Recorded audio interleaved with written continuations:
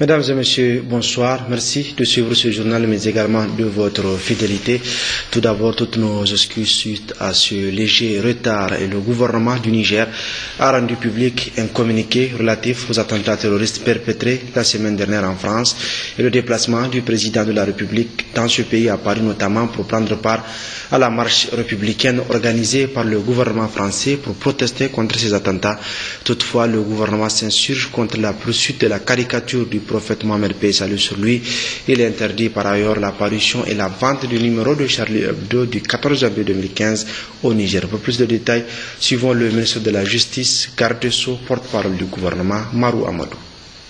Le dimanche 11 janvier 2015, le président de la République a pris part à la marche organisée par le gouvernement français pour protester contre l'attentat terroriste dont avait été victime le mercredi 7 janvier le journal Charlie Hebdo. Pour le président de la République, ce geste comporte un double objectif. Premièrement, il s'agit de témoigner au gouvernement et au peuple français et prouver l'amitié et le soutien du peuple du Niger.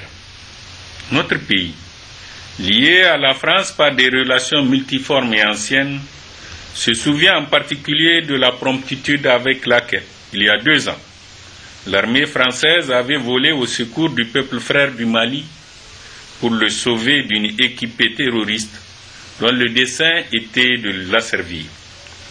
Notre pays se souviendra toujours à cet effet des jeunes militaires français morts ou blessés pour la cause du Mali qui est aussi en l'occurrence la cause du Niger.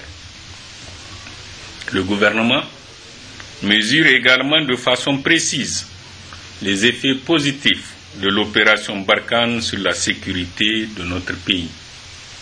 Deuxièmement, ceux qui ont commis cet attentat ignoble ont déclaré l'avoir fait au nom de l'islam. Le geste du président de la République, en tant que chef d'État d'un pays de confession musulmane à plus de 98%, vise à contribuer à empêcher les amalgames si courants par ces temps où en Europe, l'islamophobie est exploitée à des fins politiciennes.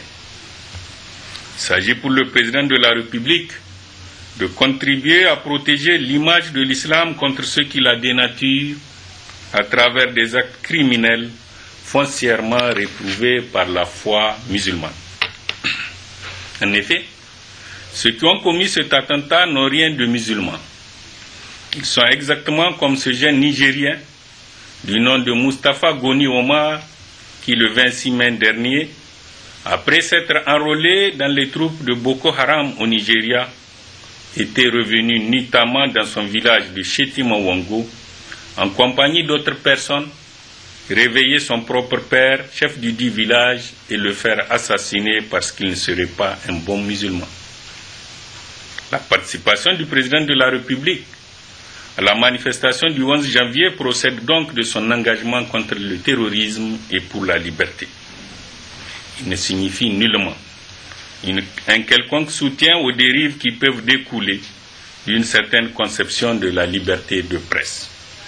C'est pourquoi le gouvernement dénonce et condamne avec véhémence la caricature du prophète Mohammed, paix et salut sur lui, contenue dans le numéro de Charlie Hebdo du mercredi 14 janvier 2015, qu'il considère comme une provocation injurieuse totalement inacceptable. Aussi, sur instruction du président de la République, le gouvernement a-t-il décidé d'interdire la vente et la diffusion de ce numéro sur l'ensemble du territoire national.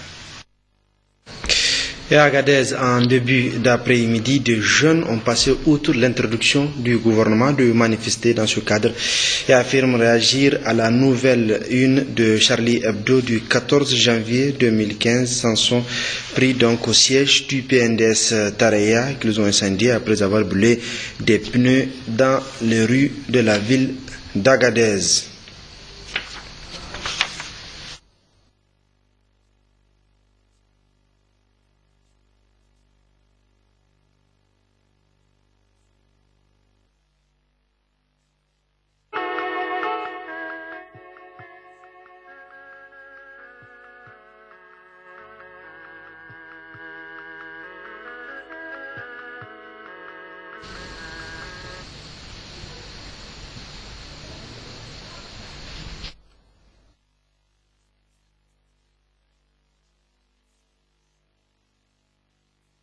à Zender, les manifestants donc se sont attaqués eux après la prière donc de vendredi à des casernes, incendiant une église ainsi que le centre culturel franco-nigérien. Des bâtiments incendiés, de heurts ont opposé des manifestants aux forces de l'ordre.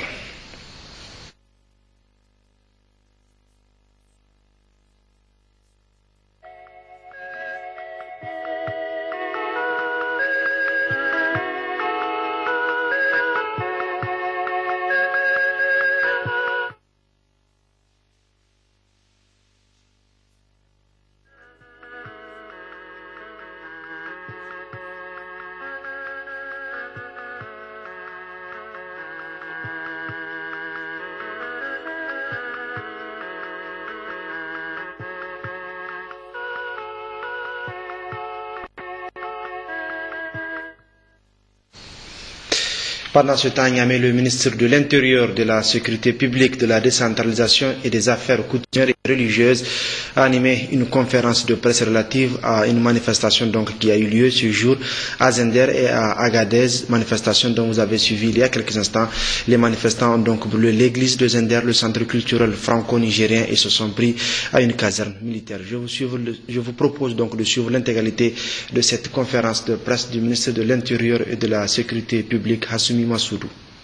Donc depuis quelques jours, les informations faisant état d'un certain activisme de certains milieux de notre pays nous parvenaient sur des manifestations spontanées qui seraient organisées, notamment ce vendredi. Donc sur l'ensemble du territoire du Niger, dans toutes les régions, dans toutes les capitales régionales, la situation a été calme. Ainsi, à Niamey, nous n'avons enregistré aucune manifestation. À Maradi non plus. À Agadez, quelques manifestations sporadiques. À Tawa, aucune manifestation. À Tilaberi, aucune manifestation. À Dosso, aucune manifestation. À Difa, aucune manifestation. Seul Zender a enregistré aujourd'hui une situation quasi insurrectionnelle. Une manifestation à caractère insurrectionnel, spontané, enfin spontané en apparence, mais certainement préparé à des fins totalement criminelles. Les manifestants sont sortis immédiatement après la prière du vendredi, s'attaquer aux chrétiens de Zender, notamment à l'église catholique, aux différentes églises dans la ville de Zender, aux chrétiens dans leurs habitations. Ils se sont attaqués aux écoles. Ils se sont attaqués aux institutions, notamment aux casernes, à la police, à la garde, à la gendarmerie, aux différentes casernes, notamment à la Compagnie nationale de sécurité. Ils ont incendié l'église catholique, ils ont incendié des églises, ils ont incendié le centre culturel français. Donc les objectifs étaient clairs. Pendant leur manifestation, notamment quand ils attaquaient l'église, ils arboraient l'étendard de Boko Haram. Voilà la situation que nous avons vécue aujourd'hui à Zender. Une situation gravissime, que nous n'avons jamais connue jusque-là dans ce pays, pour des raisons encore non élucidées, mais au nom de l'islam, au nom d'un certain islam que nous connaissons, que nous voyons s'aimer la terreur par-ci, par-là. La volonté de terroriser, la volonté de saccager était manifeste. Ces manifestants étaient armés de coupe-coupe, de cocktails molotov, de bidons d'essence pour incendier. Donc les intentions étaient manifestes. Aucune procédure régulière pour manifester n'a été respectée. La volonté de violence gratuite, de terreur était manifeste. Je voudrais le répéter. Et évidemment, les forces de défense et de sécurité ont fait avec courage et abnégation leur travail dans des conditions extrêmement difficiles parce qu'elles n'étaient pas habituées à voir ce genre de sauvagerie s'exprimer. C'est ainsi que le bilan que nous avons a donné un mort côté des forces de défense et de sécurité. Il s'agit d'un gendarme qui a été écrasé par un véhicule. et 3 morts du côté des manifestants. Les 2 morts parmi les manifestants l'ont été à l'occasion de l'attaque de la Compagnie nationale de sécurité de la police. Certains manifestants ont attaqué la Compagnie nationale de sécurité. Ils ont brûlé le magasin de cette compagnie, ils ont brûlé la cuisine. Évidemment, comme les agents qui défendent, toute caserne qui est attaquée se défend. Il ne s'agit pas du maintien de l'ordre classique, il s'agit de défendre une caserne des gens qui sont venus vous attaquer de manière violente. Évidemment, pour défendre leur caserne, les policiers et les fonctionnaires de police ont tiré. Donc ils sont morts de balles réelles. Les 2 manifestants qui ont attaqué, qui font partie de ceux qui ont attaqué la Compagnie nationale de sécurité. Le 3e manifestant décédé est mort pendant les manifestations des suites des gaz lacrymogènes. Parce qu'il avait une insuffisance, il avait des problèmes respiratoires et effectivement l'effet des gaz l'a fait succomber. À tous les manifestants, à toutes les familles des manifestants décédés, qu'il s'agisse des FDS ou qu'il s'agisse des manifestants décédés, je voudrais au nom du gouvernement transmettre mes condoléances au nom du gouvernement et du président de la République. Une enquête sera diligentée pour déterminer les circonstances exactes et les responsabilités dans ce qui s'est passé.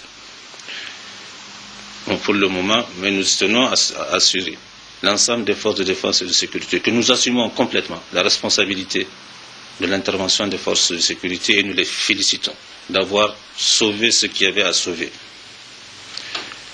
Ensuite, il y a eu 22 blessés du côté des forces de défense et de sécurité et 23 blessés du côté des manifestants. Vous voyez l'équilibre. Ça veut dire que les forces, s'il y a eu autant de blessés chez les FDS que chez les manifestants, ça veut dire tout simplement que les FDS ont pris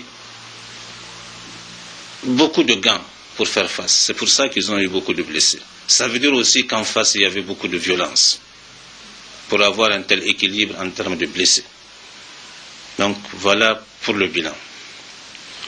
Je voudrais rappeler par rapport au mobile apparent des manifestants, parce que le mobile serait lié aux actes terroristes en France et qui ont vu l'expression de la solidarité du monde entier, y compris du monde musulman vis-à-vis de la France, dans notre pays. Et à travers notre communiqué, nous avons tenu à le dire et nous ne le regrettons pas d'avoir manifesté notre solidarité par rapport à toutes les victimes du terrorisme, qu'elles soient de Boko Haram au Nigeria ou au Nigeria et au Niger aussi, qu'elles soient des Maliens au Mali, qu'elles soient en Somalie ou qu'elles soient en France. Notre solidarité s'exprimera à chaque fois que cette violence gratuite au nom de l'islam se fait. Parce qu'il s'agit d'une violence gratuite et que cela n'est pas l'islam. Notre communiqué, le communiqué du gouvernement le dit de manière claire et nette. Je ne pense pas qu'un musulman puisse se reconnaître dans les atrocités qui sont commises par ces gens-là au nom de l'islam. C'est un pays de musulmans pacifiques. Nous ne voulons pas de ce type d'islam qui n'est pas l'islam. Nous ne voulons pas de cette violence gratuite. Et le communiqué a été clair. Évidemment, nous n'acceptons pas, et dans ce communiqué, que notre religion soit tournée en ridicule. Et c'est pour ça que nous avons interdit, le gouvernement a pris la mesure hier d'interdire le numéro de Charlie Hebdo.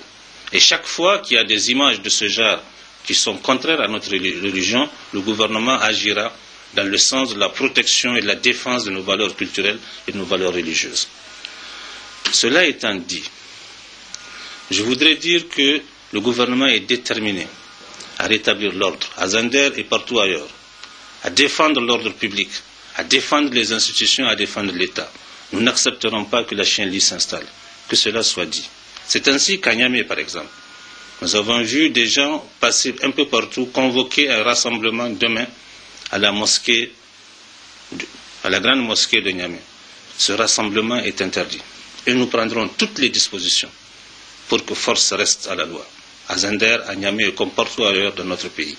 Donc voilà un peu, pour le moment, ce que nous pouvons dire. Évidemment, la situation peut évoluer. Nous convoquerons dans les quelques jours à venir pour faire un vrai bilan complet, une conférence de presse avec l'ensemble de la presse. Et je voudrais rassurer les chrétiens que l'État est là pour défendre l'ensemble des citoyens nigériens, l'ensemble des personnes vivant au Niger en paix. Nous sommes là pour les défendre, nous les rassurons. L'État les défendra vaille que vaille. Et que ce n'est pas des musulmans qui les attaquent, c'est des vandales qui les attaquent.